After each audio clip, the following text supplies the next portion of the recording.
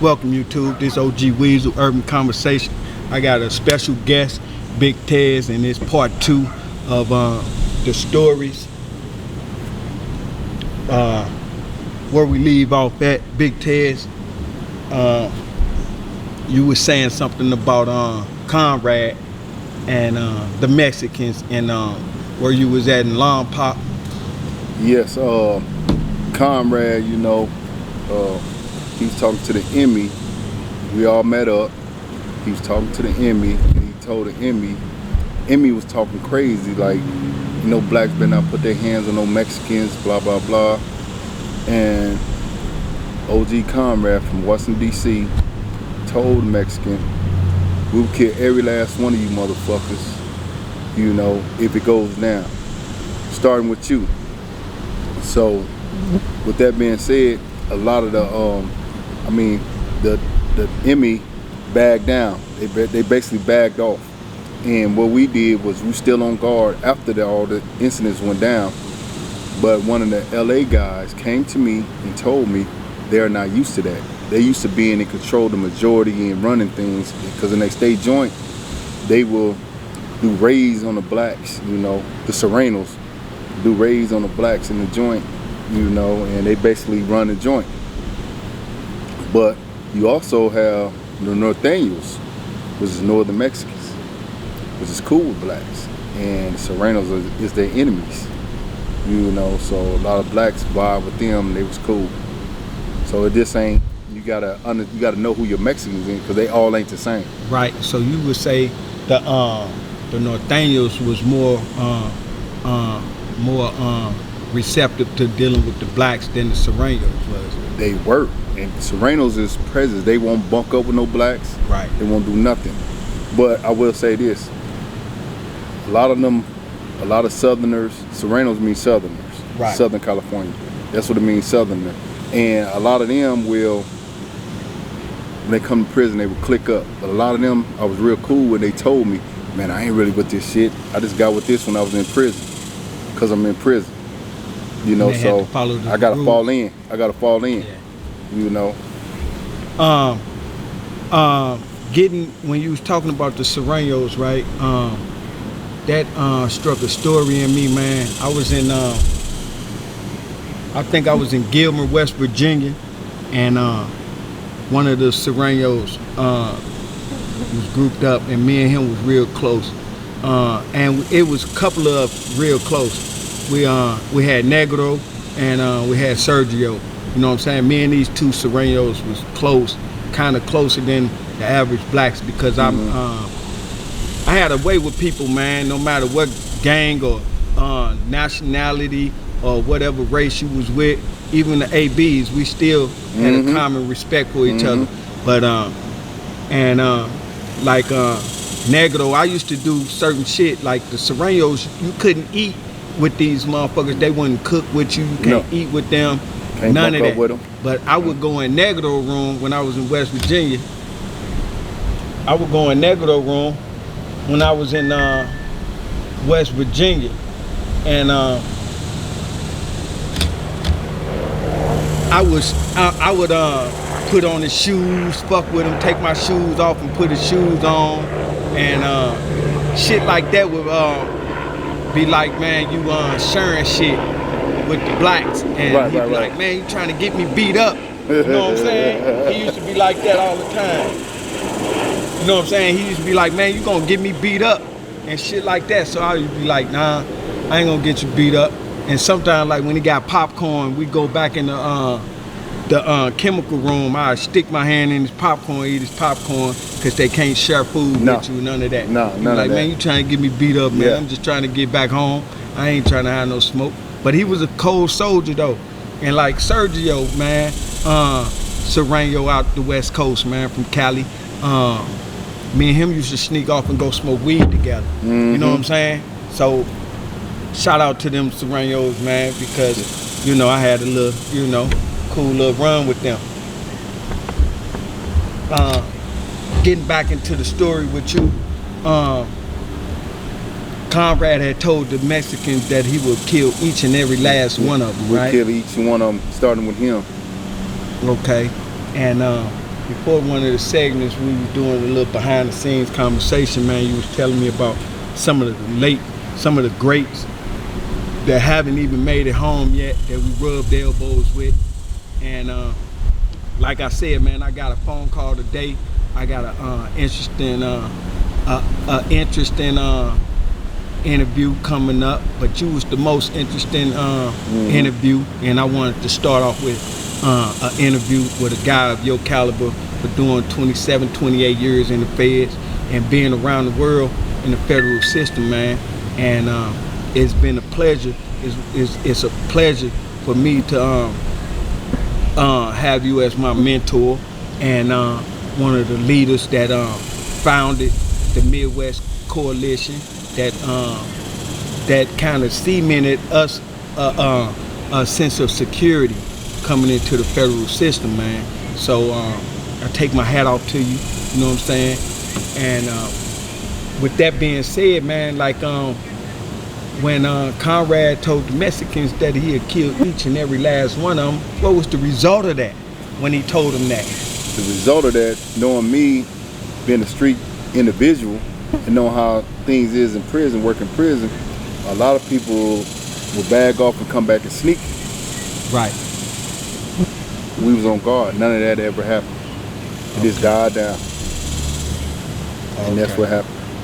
So nothing was a result of that, you know, so. Shout out to Conrad, man. I was blessed to run into him in USP Hazleton, man. Always been a stand-up guy, thorough old head, and you know, well respected, man. Shout out to DC. Yeah, and Conrad, Blackwells, you know what I'm saying? Smitty Blackwell and all them. Yeah, Smitty Blackwell. Featherhead, you know, these all DC cats. You know, I don't know if they still around, you know, but you know, I learned a lot from them as well, you know. Right. During your time in Lompoc, man, how many years you had been in from the time you was in Lompoc? By the time you was in Lompoc? All together from when I was in Lompoc. 91, I was in Lompoc. I left Lompoc in 90. No, I left Lompoc in 97. 97. So from 91 to 97, I was in the USP, Lompoc. No. I was locked up all that time. Right, 91 to 97. Yeah. So. Okay. But in the feds, it was like 93, from 93 to 97. Okay. Before that, I was just, you know, fighting my case and all that. But 93, I was in the federal system. Okay. So you had mentioned some of the late greats and some of the legends right now in the federal system. What was some of the great guys and the mentors that you was able to rub elbows with and get some mentorship about just the lifestyle that you lived and the guys that you looked up to? Well, there was a guy named Ray out of Pasadena, California. Okay. You know, and Ted out of LA. Ted and but one of my brothers that I met, I had the honor to meet, was Jeff Ford, Chief Malik. Chief Malik. You know, and I met him, you know, he was in Marion lockdown, and that was the ADX. The ADX at the time. Right. That's ADX, before Florence, Colorado. Okay. You know, that wasn't even open yet. And I met him, and he came onto the yard in Lompoc. They let him out, and was a down-to-earth brother, man. And, you know, showed me love, you know. That's my brother, you know. And he was straight up, you know, he treated me as a equal, you know. He didn't teach me as no flunky or nothing. He was like, man, you got any problems down there? We'll get these tools to go down and go to work. Now this is a chief of an organization. Right. And he's ready to go to work with me in you know, get down dirty and go to work. This is a chief. Right. They call a shot caller. Mm-hmm. And he's like, you got any problems, now let me know. I'm gonna grab this tool, we're gonna go down and we're gonna go to work. You know, so I really respect him, man. Got love for the brother, man, you know. And, you know, he showed me love. So your first encounter of meeting Mr. Ford, Jeff Ford, what was it like, the anticipation like meeting him, or first encounter of meeting Jeff Ford in the federal system? Well, I was, coming up in juvenile, and, as a youngster, you just hear these names. Right. You hear these big names, Jeff Fort. You hear these names, and you meet some of his relatives that's in juvenile with him. Right. Like nephews and different things, and these people are held to high esteem. But I never in my life thought I would ever actually meet him. And when I knew he was coming, when I knew he was coming to the yard, I didn't know how to receive him. I didn't know how I'm be myself, or I'm supposed to come like this or come like, because this is like, something I never even imagined. I'm be honest, I'm street cat, he's street cat, but this is like an honor to a street dude, to meet, somebody of his caliber. Right. He did deals with Gaddafi in Libya, and so, but when the brother actually came to the yard and I was introduced to the brother, this your homeboy, the brother embraced me, Welcomed you in. Welcomed me in, we was all good, we walked the track together. We chopped it up like brothers. That's my brother. And, and he wasn't like Big Eye, Little U. He wasn't on that time with me. I'm Big Eye and Little U. No, he wasn't on that time. He was like, you my brother. So for a high representative like Jeff Ford, right? Known representative, a known individual out of Chicago, having his juice, having his rank in the federal system. Me doing 20 years, I knew like when high-ranking officials come in, how the security is for them. Mm-hmm. You know what I'm saying? For the security, how was his security around the prison, and how was the guys, his security staff that's in his jail around him? How was his security just around him? What was the mindset of these guys that was around him and that was his security? Because I'm pretty sure they walked around with him everywhere he went, made sure his safety was intact and all of that because of his rank. This how it was. This is one thing about him. I've been around a lot of guys, a lot of his generals or princes and different things that had security. Right. That personal security with him. Now, the thing that struck me with him, it wasn't that many of us out there, but one thing that struck me with this guy, he didn't need it. He was a security. He was a soldier. He was still putting in his own work. He was a soldier. And everybody there respected him. They knew him. Knew of him, they knew him. Because all the OGs out there respected him. They was partners, best friends. They all together, they all sat at the same table together. So all the OGs from out there and all the people watching him with the OGs, and who's that? The words floating around, that's from Chicago, blah, blah, blah, blah, blah, blah, blah. Well respected. Them cats out there, you straight? Hey, OG, you straight? What's up? Even the cool? West Coast. West Coast. Even the West Coast. Was you straight? Everything good? You straight? Yeah, so yeah, I'm straight. I'm good. So it was like he had a recognition worldwide already.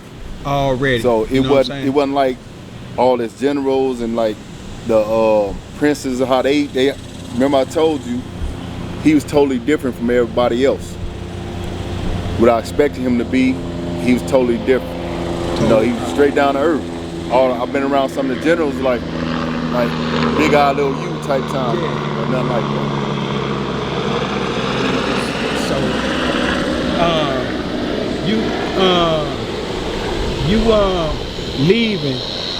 You leaving the situation. How long was you guys together, you and Mr. Ford? He was there for only 4 months. Mm-hmm. Before they snatched him up and they sent him back. They sent me to ADX. Around this time, ADX opened up. And so I went to the lieutenant in the prison and asked him what happened. The lieutenant said they got a call from Washington, D.C. to lock him up. And he said he explained to them that everything was going well with this person. Well, he ain't had no problems. Everything was going good, and you know he said they just locked him up. He said DC called and locked him up. And he had to, follow suit.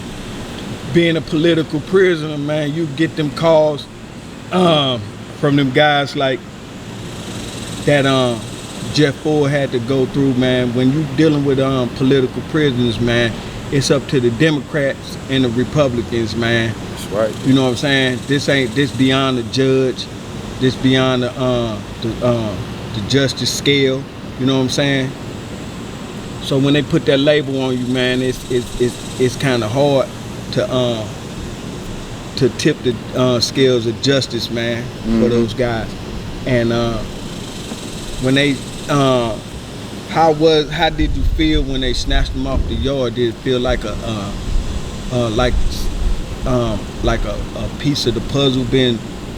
Yeah, because the brother, he was, that was my homeboy, somebody I kicked it with every single day. Somebody I looked up to, you know what I'm saying? And they just snatched him up for no reason. So it was like, man, brother gone, man. I'm gonna get up out of here. Okay. I know you was you been around. How many federal prisons you been to throughout your system? Well, I've been Long Park. I've been Terre Haute, Long Park, Terre Haute again, Greenville, Elkton, Ohio, and Texarkana. Okay. So 6. Okay, so you pretty much kind of had a smooth walk. Was it any type of incidents that you faced that you had to deal with one-on-one? Yeah, there's a couple incidents. I had a couple homies, I had a yard one time, when I was in USP Terre Haute. I had the yard, I was running the yard for the brothers, and I had a homeboy. He had 9 life sentence, and he, for whatever reason, he kept jumping in like, I'm gonna go over here to the Christian demonstration, and and I was like, all right, well, if that's what you want to do, brother, go ahead over there, but don't talk about us and any of our dealings. And he kept talking about our dealings and all this, and I warned him again, and I had to run him up top, basically. You had to run him up top, yeah, for relinquishing the intricate details of the organization. Right. And they're talking down. They don't know what they doing this and they doing they bogus. I can't wait till some of my homeboys from the west side get here. You know what I'm saying? Right. And all that type of things. And so I just basically ran him up top, went in there with a knife, and told him, if you ain't going by 4 o'clock count, after 4 o'clock count, tie all your loose ends up, you ain't going by 4 o'clock count, I'm coming to holler at you. And then, I got in a couple little beef fights with little cats, that I roughed up real good. What was one of the incidents? Homeboys. Just homeboys. What was they doing something they ain't had no business, or being disrespectful? Disrespectful situations. Was it a warning shot, or did you kind of warn them? Well, I'm saying, like, when I first came in, I was young, wild, still had that wildness in me. Was you as big as you was? Was you big as you was? I always been big, but I wasn't big as I was now, though. Okay. I wasn't big as I was, but I always had hands. So I had that one-hitter quitter. One-hitter quitter. So how was it? Let's see, you still working out, man. You still keeping yourself in shape. Even after all these years we've been home, you know what I'm saying? We're in the same state. How was it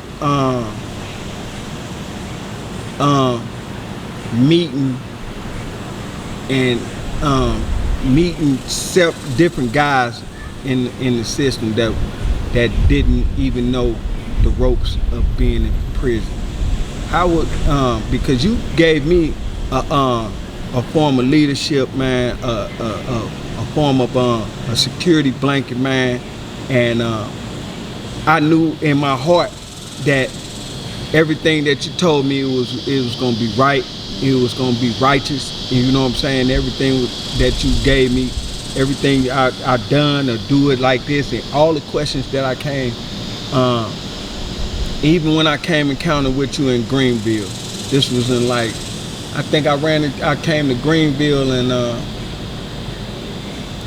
1999, 2000, 2001, something like that. You was on the weight pile, and my first encounter meeting you, right? But my homeboys introduced me to you, but you was on the weight pile, and you had like 5 wheels on each side, and it was seemed like the whole jail was in this gym, and a guy tried to stand behind you to like break the weight. Yeah. And you told him, man, get from behind me, go spot me from the track. Spot me from the track. You know what I'm saying? That was one of my first incidents of me.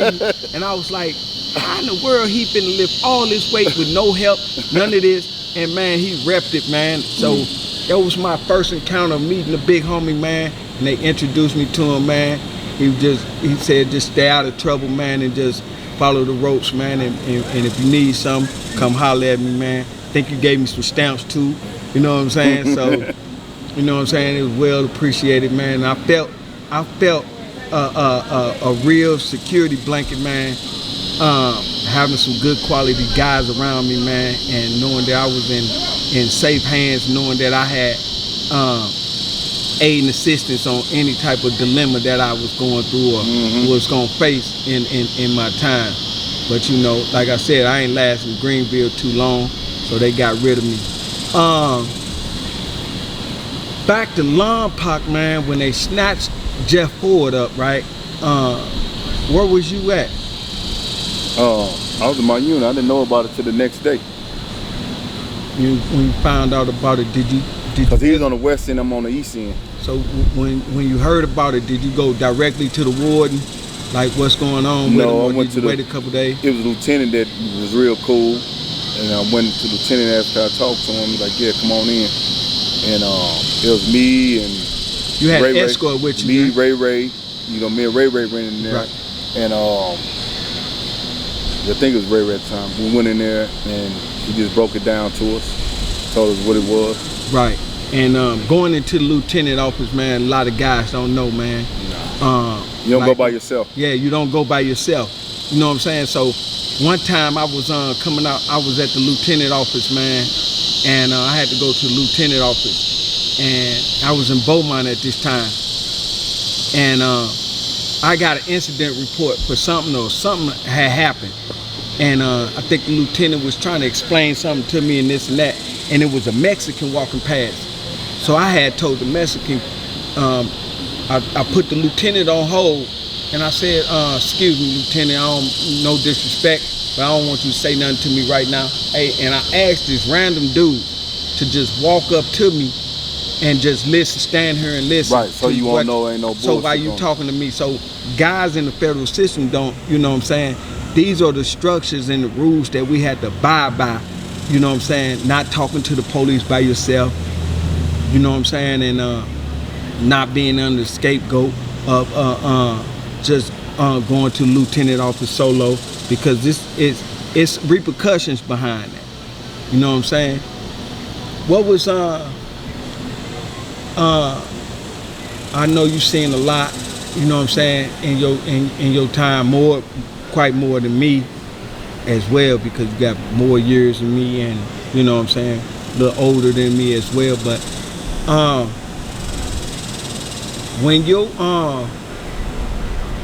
when the first murder encountered in the federal system, when you realized that it was a murder right amongst you, what was your thoughts of that, and what was the incident of the first murder of being in prison, federal prison? How was that? It was a robbery going on. Guy out of Detroit was selling drugs, and I think a guy out of Newark, New Jersey. 2 guys in Newark, New Jersey robbed a guy and stuck him with an ice pick in his heart a couple times. Stabbed in his heart with an ice Detroit? pick. They stabbed a Detroit guy in his heart. And this is my first weekend there. You know, we had late nights back then. Where you was at? I was in USP Terre Haute. Yeah. We had late nights then. You know, you stay up till 2 in the morning. Back then in USP, it was wide open. And you know, I'm like, what the hell? You know? He did that in his cell? No, on the range. He was robbing them for some drugs? Yeah, they was robbing for some drugs, and Terre Haute is like, if you come in the unit, it's like straight down. Bob, then you got the top where you on the railing, you walk down, come back around like this, like an L, like back like this. Right. Like a U, way down. And so one of the boys came this way, one of them came that way. They met him at the, you know, and then dude started sticking. The dude was holding him like this, you know. Held his arm, he stuck him in his chest. But they robbed him, took his little drugs, killed him. Right there on the tier? Yeah, right there. What was his They didn't have no cameras back then. Oh, they ain't had no cameras back then? No. Just killed him straight up, just robbed him, took, and left him for dead right there on the tier. He died. Right there on the Stuck tier. him in his heart. I mean, they came in and got it, locked down everybody in your rooms. Came in, cleaned the blood up, and then next day opened right back up. The next day, like right. wasn't nothing. Like wasn't nothing. You know what I'm saying? Business as usual. You know what But as time went on later on in the years, they keep it locked down for a long time and all that. But back then, they opened it right back up. Again, control move.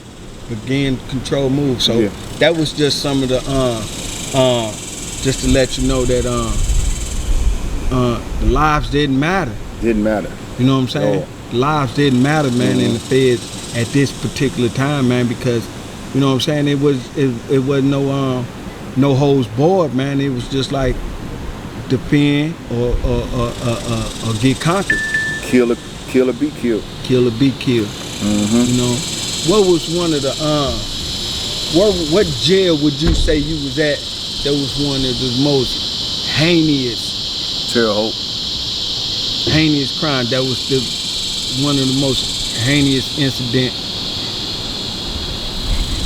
Terre Haute. That's where I seen most of all the craziness. I mean, in Long Park I seen some stabbings too, but Terre Haute, that was the main one though. It was terrible there. Right. That was a bad joint. Right. Like one of my homeboys, from St. Louis, right? He was when I was in Beaumont Medium, he had came from the USP. And this when the bloody Beaumont was at the height of the killing over in Beaumont. You know what I'm saying? Because the treacherous power, like it like transcend to different USPs. You go to different ones. This one. It's just like the murder rate, murder capital, and this and that. It switches up. You know what I'm saying? Switch up. So one time it's in bloody Beaumont. Next thing you know, it's in USP Hazleton. Next thing you know, it's in Victorville or USP Victorville or Deep Line Park or different. So the threshold of violence kind of shift at times. So one day I was in Beaumont Medium, and my homeboy had came from the USP from next door, and he had just signed up for Unicor, and me and him both were working in Unicor in Beaumont, and I would go down to walk because I had to walk past his unit before, and he would tell me all the time, he like, man, come check on me before we go to work, man, make sure I'm up. So I would wonder why the fuck that he would oversleep all the time, right? He told me that he hadn't got any sleep in the last 2 years from being 2 or 3 years over there in bloody Beaumont. He hadn't got any sleep because one murder that he had told me about, he was like, man, they went over there and went in the room and killed the dude, and they went in there, 2 dudes went in there and killed him, and for being a rat or whatever he had done from the street. Cause they not just killing you for no reason. Right. You know what I'm saying? It's something that's going on. Something going on for them to, for that extent of murder, right? So he had told me, he said, man, they went in the room and killed the guy. He said they not only killed him, stabbed him up with these ice picks, they cleaned the blood up after they wrapped murdered him up in the bed. They wrapped him up in the bed. Left him in the bed. And put him in the bed. And his cellie was out on the yard and didn't even know about this. You know what I'm saying? And the celly, you know, being in the USP, you know, you don't mess with your Yeah, you cellies sleep. when they sleep. You sleep. Even if you Give 'em come in, you respect. be quiet. Yeah. You be quiet. So